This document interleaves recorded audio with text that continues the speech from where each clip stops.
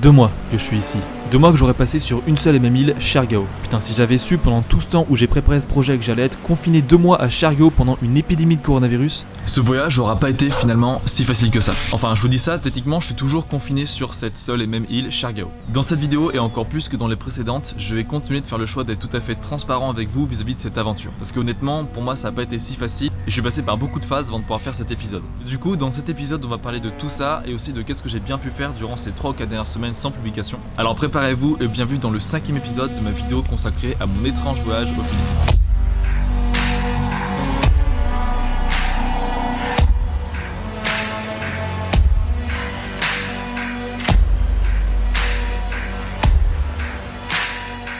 Ce voyage, je l'ai préparé pendant environ 1 an. L'idée émergeait dans ma tête. Partir seul aux Philippines avec mon sac et tout le matos vidéo à l'intérieur pour pouvoir créer du contenu et enfin vivre l'aventure dont je rêve depuis si longtemps. J'étais si frustré, tellement frustré de voir tous ces gens voyager autour de moi, montrer une vie de fou sur YouTube, sur Instagram. Vous savez, tous ces youtubeurs, ces instagrammeurs qui montrent que des choses de dingue. On a l'impression que leur vie elle est un peu parfaite, qui passent leur temps du coup à voyager, à faire des rencontres. Mais je savais au fond de moi que le voyage c'était pas forcément que ça. Et je voulais le ressentir. Je voulais voir de mes propres yeux ce que c'était que l'aventure, les bons et les mauvais côtés. J'ai donc investi tout l'argent que j'ai gagné durant mon année de travail à Paris dans mon matériel vidéo et dans ce voyage. Puis est venu le jour où j'ai réservé mon vol. C'était décidé, je partirais le 5 mars 2020. Dans ma tête c'était extrêmement clair, je partais peu importe ce qui se passe. J'avais en gros prévu de créer du contenu pendant 2 mois pour pouvoir de 1 gagner en expérience et le partager sur mes réseaux. Et surtout, je faisais ça pour pouvoir espérer lancer mon business. En fait, je voulais qu'au travers du contenu que j'allais créer, pouvoir essayer de me faire repérer par des entreprises, des marques et un jour du coup pouvoir espérer travailler dans le monde du voyage, dans le monde de la vidéo. En gros, je voulais essayer de me démarquer, de me faire un petit peu connaître dans le monde du filmmaking, du voyage, etc. Le but c'était plus ou moins de faire ce projet et de faire un petit peu grossir mes réseaux. Et tout ça, je l'ai calculé. J'avais tout pile suffisamment d'argent pour investir dans mon matériel et tout pile le reste pour pouvoir partir en voyage. Puis, je l'ai annoncé 2 semaines avant mon départ.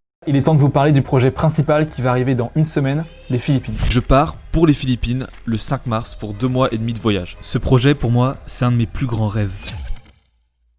Alors quand l'épidémie de coronavirus est apparue pile la semaine de mon départ, honnêtement, j'ai pas pu me résoudre à tout annuler au dernier moment. Je me suis dit que de toute façon ça serait une aventure de dingue et incroyable, alors j'ai fait le choix de partir coûte que coûte. Pour moi, dans ma tête, c'était un petit peu la libération de cette frustration accumulée toutes ces années. J'ai vraiment pas eu le courage de tout annuler et de reporter à l'année suivante. C'était prévu que je parte maintenant. Dans ma tête, j'étais prêt. Je venais même de quitter le travail avec l'équipe Neotech sur Paris que j'avais fait du coup pendant 1 an. Mon matériel était tout rangé, tout nickel, mon sac était déjà prêt, tout était organisé en fait. Et c'est donc ce que j'ai fait. J'ai fait cet énorme saut dans le vide et je suis bel et bien parti. La dernière semaine avant mon départ, honnêtement, je me sentais pas forcément extrêmement excité par tout ça. En fait, ce que je ressentais le plus, c'était, on va dire, un peu de la peur. Je connaissais pas encore l'excitation de partir en voyage, tout ça quoi. Je me demandais concrètement, mais putain, mais qu'est-ce que je m'apprête à faire? Je pars vraiment tout seul? Est-ce que je suis bien organisé? Est-ce que j'ai assez d'argent? Et puis putain, je sais même pas encore parler anglais, comment est-ce que je vais me débrouiller? Mais vous savez, il y a des choses dans la vie où, même si on stresse par rapport à ça, on sait au fond de nous que c'est le bon choix. Et pour ma part, c'était ce que je ressentais par rapport à ce voyage. Je savais que j'allais dans la bonne direction. Et du coup, je suis parti. Du coup, je suis arrivé à Manille et ensuite à Cebu et j'ai commencé ma toute première semaine de voyage. Je rencontrais mes premiers potes, je faisais mes premières petites activités, je découvrais vraiment le monde du voyage. Puis au fil de la semaine, on a tous entendu parler du fait que les îles vont commencer à se bloquer à cause de l'épidémie de coronavirus qui venait de se déclencher. Et de mon côté, j'étais toujours du coup à Moal Boal, à Cebu, et j'avais entendu que du bien de Chergao. Alors je me suis dit quitte à être bloqué quelque part, autant que ce soit sur l'île de Chergao. J'ai booké mon vol le lendemain et c'était parti. Arrivé à Chergao, j'ai directement rencontré des amis, puis on avait environ entre 5 et 6 jours avant que l'île se ferme complètement au niveau des activités, etc. Et là, je peux vous dire qu'on en a profité.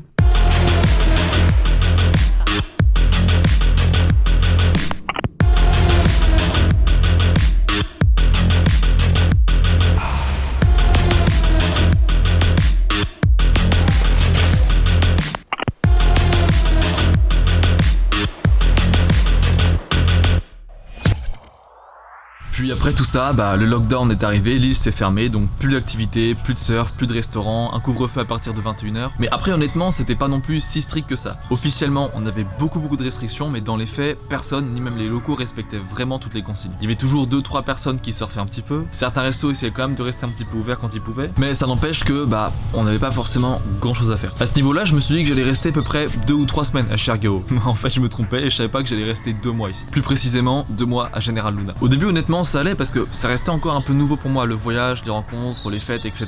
Parler anglais, tout ça c'était encore assez frais dans ma tête. Mais voilà, après 3-4 semaines à General Luna, ici à Chergao, après avoir fait un petit peu le tour de tout ce qu'on pouvait faire, après avoir déjà fait pas mal de petites soirées, quelques petites activités, c'est là où j'ai été mis face à la réalité que j'allais rester vraiment longtemps ici pour une durée absolument indéterminée et c'est là que ça m'a fait un choc. On va dire gros coup au moral et il m'a fallu un petit peu de temps pour digérer tout ça, pour me rendre compte que mon projet il allait pas se passer comme prévu. Du coup j'ai improvisé, j'ai réalisé des petites cinématiques marrantes avec mes potes rencontrés sur place et c'était génial. Mais plus le temps passait et plus je commençais à m'ennuyer. Plus grand chose à faire à part attendre que la situation se débloque et ça paraissait long, très très long. À chaque fois qu'on atteignait la date limite de la quarantaine, ils étendaient encore la quarantaine de 2 semaines, et 2 semaines, et 2 semaines. Donc on continuait d'essayer de s'occuper, on essayait de passer le temps, mais honnêtement, on s'ennuyait beaucoup. Puis j'ai commencé à pas aller extrêmement bien, en tout cas psychologiquement. Mes attentes envers ce voyage étaient désormais très faibles puisque je savais que j'allais presque rien voir des Philippines finalement. Et je passais beaucoup de temps dans cette phase de déni, à checker les vols tous les jours pour espérer changer la situation. Et c'est là que pour moi la situation a commencé à être vraiment dure. Je déteste ne pas contrôler, ne pas avoir la main sur les choses alors que j'avais déjà tout organisé, tout était parfaitement bien calé, franchement j'aime pas ça. Et j'ai été vraiment beaucoup de temps dans cette phase de déni à pas vouloir accepter la situation jusqu'à un certain moment où j'ai simplement décidé de me poser et de regarder un petit peu en arrière. Et là je me suis rendu compte que j'avais déjà appris à parler anglais, que j'avais déjà réussi à me faire tout un groupe de potes à l'autre bout du monde aux Philippines, que j'avais déjà réussi à organiser parfaitement mon sac pour déjà créer quelques épisodes par rapport à mon projet, et surtout que j'avais appris tellement de choses en termes juste de voyage et d'expérience. Et en fait je me suis rendu compte que ce trip, dans lequel je n'ai aucun contrôle, fallait plutôt que je le voie comme un espèce de test pour sortir vraiment loin de ma zone de confort. Et j'ai décidé au lieu de repousser et de dénigrer un peu la situation, de relâcher la pression et de vraiment accepter. Je me suis dit la situation est comme elle est, ça sert à rien de ne pas l'accepter, ça m'aidera pas à aller mieux. Je vais donc tout faire pour donner le meilleur de moi-même dans cette situation. Et je me suis senti tellement mieux. J'ai testé plein de trucs. Je me suis mis à manger végétarien juste pour voir ce que ça faisait. J'ai repris un max des activités sportives, que ce soit l'acro-yoga, aller à la salle de sport, faire des abdos avec les potes. Je compte même plus le nombre de séances de sport qu'on a pu faire ici. Et surtout, j'ai appris le surf. À force de rester ici, on commençait à avoir un bon petit réseau et un bon petit nombre de contacts. On a donc réussi à avoir les numéros de quelques personnes locales qui pouvaient nous louer un petit peu en secret des planches de surf. Et là, on a commencé à apprendre à surfer. Ça a été la claque. Honnêtement, j'adore le surf. Je trouve ça vraiment incroyable. Cette sensation quand t'es à l'eau, que la courbe se lève légèrement, que tu commences à nager pour finalement te mettre debout et attraper cette vague, c'est un sentiment indescriptible. Tu te lèves, t'es vraiment en train de maîtriser la vague, tu te sens comme le roi de la mer quoi. Je suis vraiment tombé amoureux du surf durant cette quarantaine à Siargao. Même si j'ai pas fait énormément de sessions, mais ça m'a suffi pour vraiment adorer. Bon, après du coup le surf à Siargao c'est censé être interdit durant la quarantaine. Alors pour pouvoir aller surfer, il faut qu'on fasse 40 minutes de scooter pour aller à Santa Fe, c'est un spot un peu plus éloigné et moins risqué. Et là du coup on loue un petit peu en secret des boards et puis on va à l'eau. J'en ai même profité pour tourner pas mal de petites vidéos et même certaines photos qui claquent. Je vous montre ça.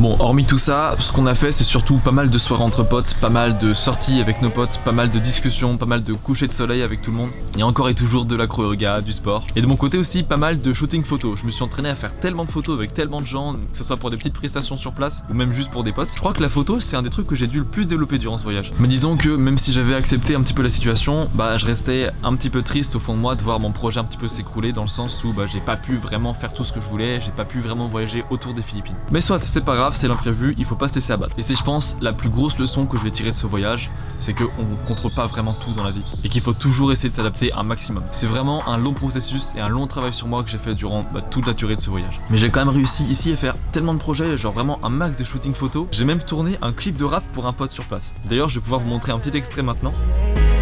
I got a 9 p.m. curfew. I got a 9 p.m. curfew. Chilling on a hammock, sitting by the fan, sneaking out past curfew cause we just don't give a damn. With the shark out 11, my new family lamb. Imagining a world with no alcohol ban. With my stash of rum, acting all protected. With this island life I'm living and I've gained a new perspective. I'm reflective, connected. Puis il y a pas si longtemps que ça, j'ai eu une petite idée. Je me suis dit que j'allais partir dans les fermes avec un groupe de potes pour pouvoir interviewer les locaux, les personnes locales qui vivent un petit peu éloignées de la zone touristique. Je suis donc parti avec mon mon pote Christian, qui lui est un local, il parle un petit peu Bisaya Tagalog, histoire qu'il puisse m'aider un petit peu à communiquer avec ces gens-là, vu que en fait c'est pas la partie très touristique de l'île, donc ils parlent pas forcément très bien anglais. Et j'ai donc interviewé quelques familles pour poser des questions par rapport à leur fonctionnement. C'était vraiment des questions extrêmement simples et je voulais en apprendre plus sur comment ils fonctionnaient dans leur tête. Ce que j'ai répondu, c'est des réponses qui sont vraiment profondes pour des questions qui sont vraiment simples. J'ai posé des trucs du style qu'est-ce que vous pensez du bonheur? Qu'est-ce qui vous rend heureux dans la vie? Qu'est-ce que vous voulez vraiment faire dans la vie? Vraiment, ce sont des questions simples mais auxquelles on peut avoir une très lourde interprétation derrière. Et les réponses que j'ai eues par rapport à ce projet sont vraiment belles. I think that place was the place we bought watermelon. Magdalipay lang ko lamang ini sa ako mga kuwan. Mga apo ko magkalipay, mga anak magkatibo sila. So pamilya. Pamilya ko. Lipay na ko lang din hina. Trabaho, iba na ako pamilya. Yun, lolo yan, lain naghanap po na kuha na. Basta tibo ako pamilya. Yan, nalipay na ko. Ako pamilya, so ako mga anak.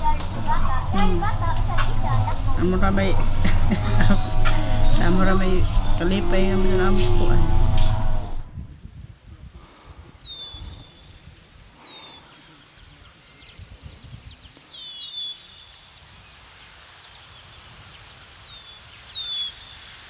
Il parle exclusivement de la famille, du bonheur. C'est vraiment une vie de communauté, à l'inverse de nos sociétés un petit peu individualistes, comme par exemple en France ou dans les autres pays occidentaux, où les gens sont vraiment très centrés sur eux-mêmes. Ici, les gens vivent vraiment entre eux et ils sont vraiment centrés sur leur petit groupe, sur leur famille. Et ça ramène un petit peu à l'essentiel. Ça fait beaucoup relativiser, ça m'a fait beaucoup réfléchir. Vraiment une expérience extrêmement intéressante et enrichissante.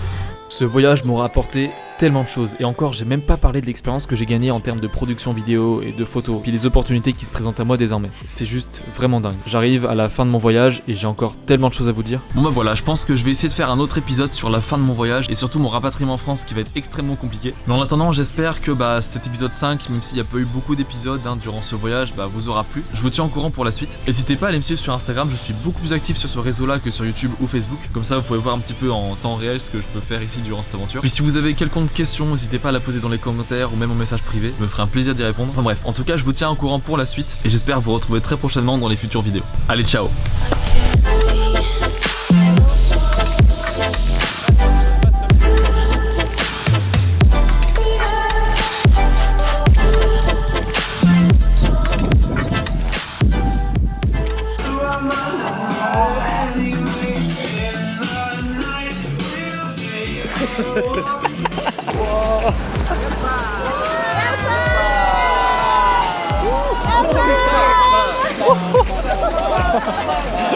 Wow.